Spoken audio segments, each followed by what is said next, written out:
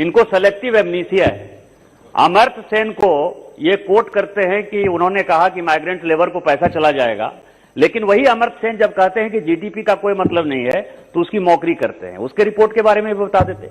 मैं जो अभी खड़ा हुआ हूं सभापति महोदय, तृणमूल कांग्रेस की संसद सदस्य ने जो कहा, जो मिस्टर पीपी चौधरी ने कहा, 2 आर्टिकल है, 121 को उन्होंने कोट किया सर, आर्टिकल 122 को कोट नहीं किया। और मुझे लगता है कि सर आप 122 को पढ़िए, दोनों के बीच में डिवीजन है। जैसे हम जज के बारे में कुछ नहीं बोल सकते, उसी तरह से इस पार्लियामेंट के एमपी के बारे में, या खासकर आप जो अभी चेयर पर हैं, यदि कोई रूलिंग आपने दे दिया उसके बारे में भी कोर्ट में डिस्कशन नहीं हो सकता।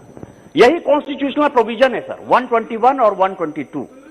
और इसके बाद जो तृणमूल कांग्रेस की एमपी ने जो बातें कही चीफ जस्टिस ऑफ इंडिया के लिए, वो भारतीय जनता पार्टी ने या इस सदन में कभी इस तरह की चर्चा नहीं हुई।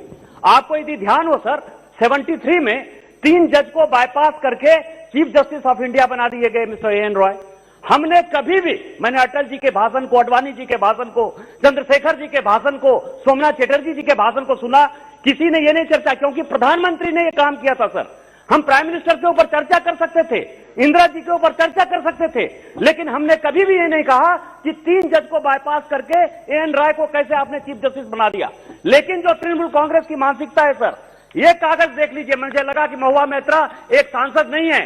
तृणमूल कांग्रेस की मेंटलिटी है कि भारत के कॉन्स्टिट्यूशन को खत्म करना। यह किताब है सर 8वां क्लास का, जिसमें खुदीराम बोस और पीसी चाकी जो बम विस्फोट में मेरे इलाके में मरे, मेरे देवघर में मरे, उनको ये लोग टेररिस्ट कहते हैं।